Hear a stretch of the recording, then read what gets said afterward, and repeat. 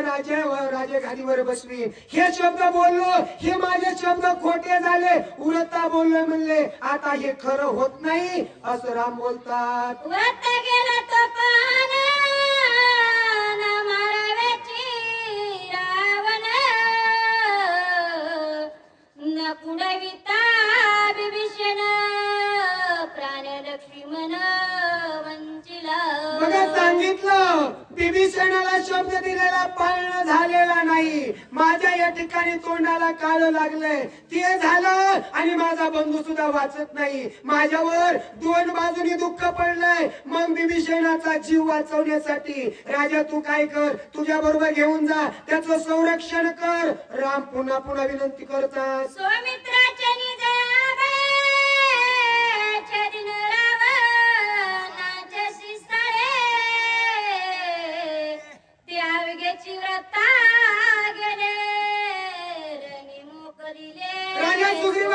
मी कुणाच्या जीवावर बोललो होतो माझा बंधू असणारा लक्ष्मण त्याच्या जीवावर शब्द केलता मी राजा रावणाचे शिसाळे मुंडके तोडून टाकीन आणि विभीषणाला राज्य देईन मग माझा बंधूच आता माझ्या साथीला राहिला नाही कुणाच्या जीवावर राजा रावणाला मारू माझा बंधूच उठत नाही बंधू त्या ठिकाणी विकळ अवस्थेत पडलाय मग बोललेले शब्द खरे होत नाहीत राजा मग मी बोलतोय तेवढा ऐक शरणागताचं रक्षण कर रावणा बापुडे किती सौमित्र बळे त्रिजगती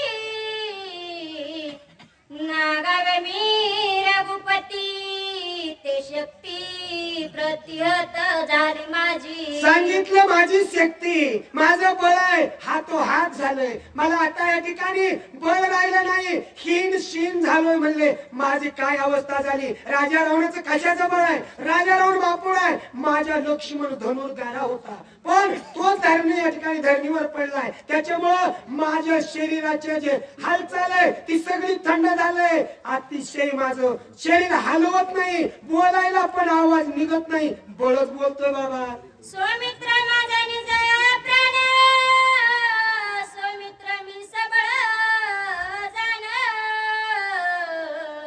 त्रिभुवन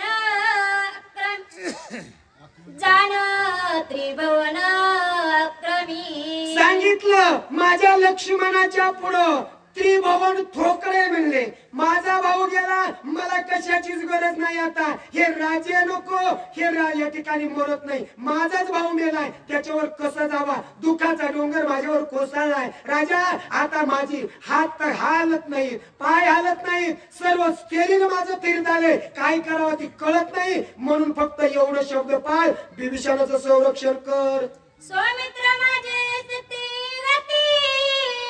सौमित्र माझी द्रती व्यक्ती सौमित्र माझी दळशक्ती त्रिजगती माझारी सांगितलं त्रिभुवनामध्ये त्रिभुवनाच्या मध्ये असणारी सर्व शक्ती गती मती ही सर्व माझा लक्ष्मण होता मग लक्ष्मण धरणीवर पडलाय आता माझं काहीच चालत नाही बुद्धी मंद झाली हालचाल स्थिर झाली आता काय करावा मला राजा काही कळत नाही असं सुग्रीव राजाला दिनवाणी शब्दात राम बोलू लागले सौमित्र माझा सौमित्र माझा विसवा सौमित्र माझा वलावा सौमित्र विना जीव जीव पण कैचे सांगितले लक्ष्मणाशिवाय मला जीव असला तरी जीव गेल्यासारखा झालाय लक्ष्मण माझा विसावाय लक्ष्मण माझा वलावाय जीव की प्राण असणारा लक्ष्मण आता माझ्या संगतीला नाही मला काहीच आठवत नाही रे राजा सुग्रीवाला विनंती करत आहेत सौमित्र मोकेलिता येता काही नाही निरगुणात जळ जळ हे जीवित आती निंदत लोकिकी लक्ष्मणा वाचून या जीवाला अर्थ नाही पुढील वाचक भास्कर महाराज चौरे जीवाची वाडी व सूचे अर्थ नाही हे जीवत या ठिकाणी जिवंत असलो तरी लक्ष्मणाच्या वेगळं मेल्यासारखी अवस्था माझी झाली आता मला या ठिकाणी काय उरलं नाही असं राजा सुग्रीवाला रामप्रभू बोलतात विभीषणाची श्रेणी मी झालो सकळ जगी उत्तर न बोलावे वचनी लाजमनी वाटत. प्रभू रामचंद्र म्हणतात, आता मला या ठिकाणी तोंडातून शब्द काढू वाटत नाही. माझी मनालाच लाज वाटू लागल्याने शरणागत त्या ठिकाणी राखलं झालं नाही. मी शब्द दिलेला पाळणं झाला नाही. मग या जगामध्ये मी तोंड कसं दाखवू? काल तोंड झाले, शब्द मला बोलायला आता माझी वाचा कुंठली म्हणले, काही माझं चलत नाही असं त्या ठिकाणी राम हिनवणी बोलू लागलेले आहेत. प्रभु रामचंद्र भगवान की है. हॅलो, उठा आता सर्वजण. ते माईक घ्या पुढं. शेवट अध्याय. आणि मारुती खाली आल्यानंतर नारळ फोडू नका. ज्या वेळेला स्टेजवरलं नारळ फोडलं जाईल तेव्हा नारळ फोडा. आणि नारळ फोडत असताना पुढे जी आडवे दगड आहेत ना, दगड कळाले का? झोपलेले ते आडवेची लांब लांब दगड पडलेले आहेत ना, त्यांच्या डोसक्यात फोडा. त्या दगडाच्या डोसक्यात फोडतात. याच्या गावामध्ये असंच शक्तीमध्ये नारळ फोडा गेली, स्वतःच लेकरू पुढे झोपलेलं त्याच्यात चकोऱ्या घाणलं. नारळ 35 रुपयाचं, पण आयुष्याची खराब करू नका, कारण झोपेत उठलेल्या माणसाला कळत नाही. आणि हनुमान सोडण्याकरता हनुमानवाल्यांनी जवळ थांबण्यात येतं आता. नाहीतर मारुती इथं आला आणि तो तिकडे जायला असं करू नका. विभीषणाचा ऋणी मी झालो सकळ जनी, उत्तर न बोलवे वचनी लाजमणी वाटत. असो ब्रह्मांड नायक रामप्रभू, ज्याची सत्ता काळावर आहे, ज्याला सर्व माहिती आहे, कारण केली शिका शुद्धी मूळ रामायण आधी, त्याला सगळं माहिती. बोलीला वाल्मिक तशीची करीन. रामायण माहित आहे, पण वाल्मिकाच्या शब्दाला मान देण्याकरता ब्रह्मांड नायक रामप्रभू, ज्याची सत्ता जगावर आहे, तो जगाकडे याचना करू लागला.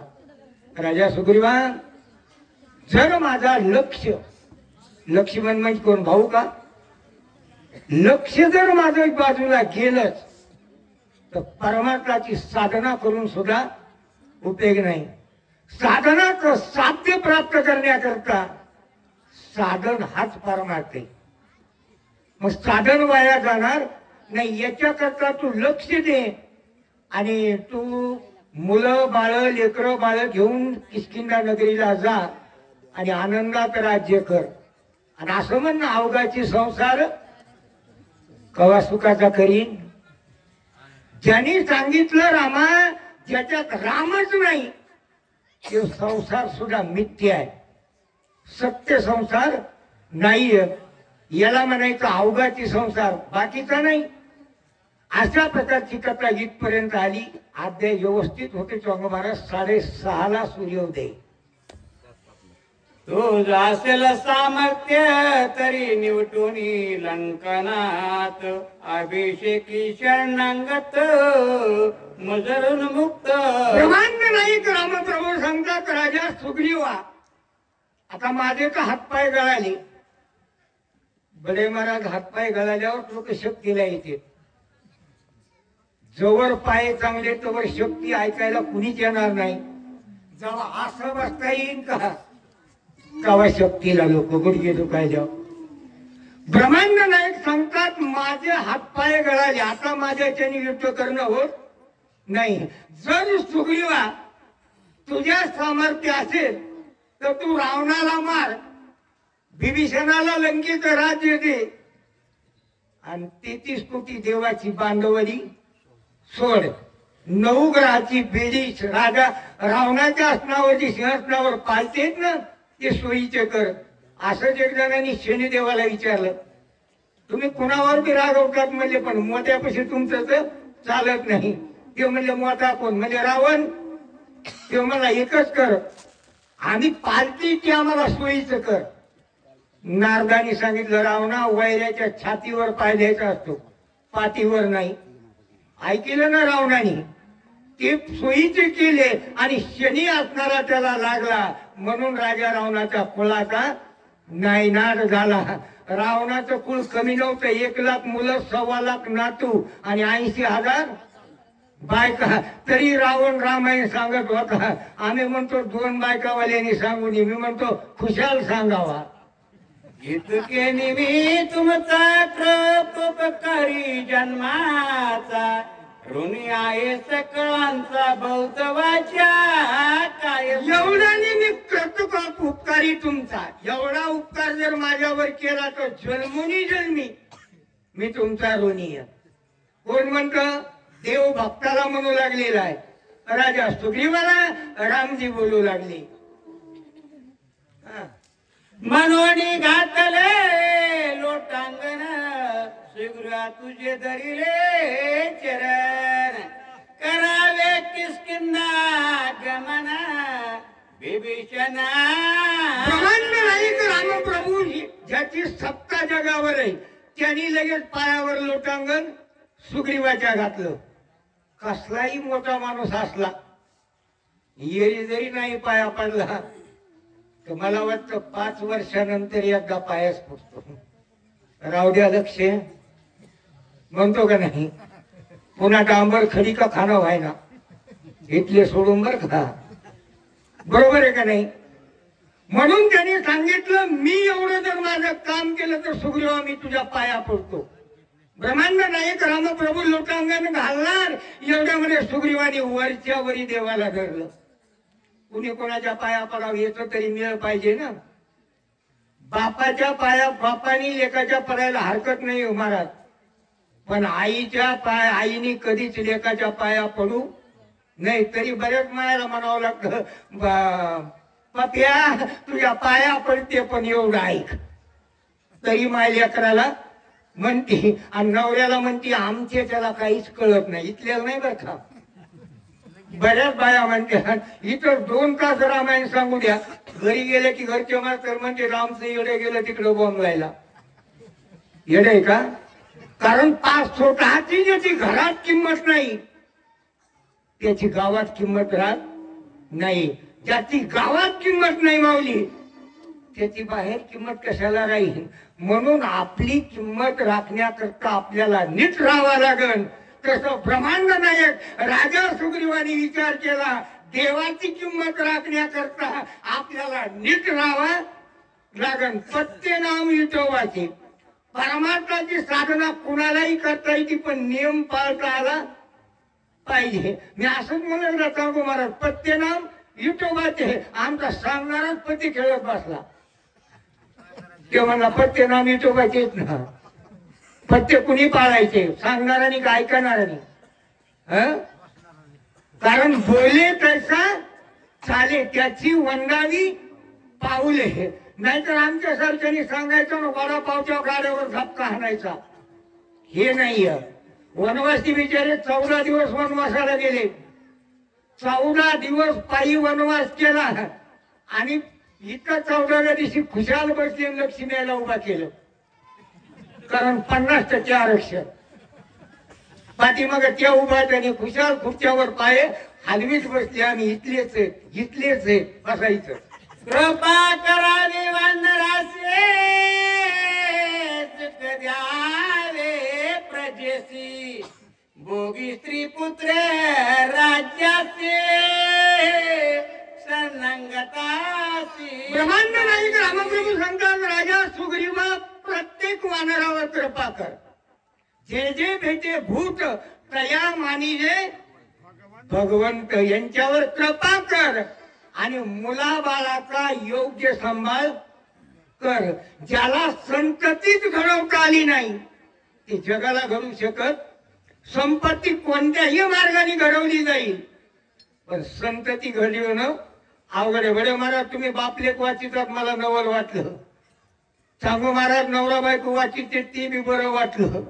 नाही तर महाराजाची बायको महाराजी नका का काही दिवा लावता यायला. डॉक्टराची बायको डॉक्टरी. मला वाटतं एक बडे महाराज एक बाई आता अंगणवाडीला लागली. ती बाई अंगणवाडीला नवरा अंगण झाडायलाय. म्हणजे अंगणवाडी मास्तरनीची बाया नवरा अंगण झाल्या म्हणायचं. बरोबर आहे ना. डिग्री लागली का नाही. परमार्थाची साधना करण्याकरता मुलं बाळ सांभाळ आणि जे घर चुकीत ठेवीन त्याला परमार्थ करण्याची लायकी आहे. त्याच्या घरातच माणसं माणसाला बोलत नाहीत, त्यांनी इथं ज्ञान सांगून सुद्धा उपयोग नाही. सुमित्रा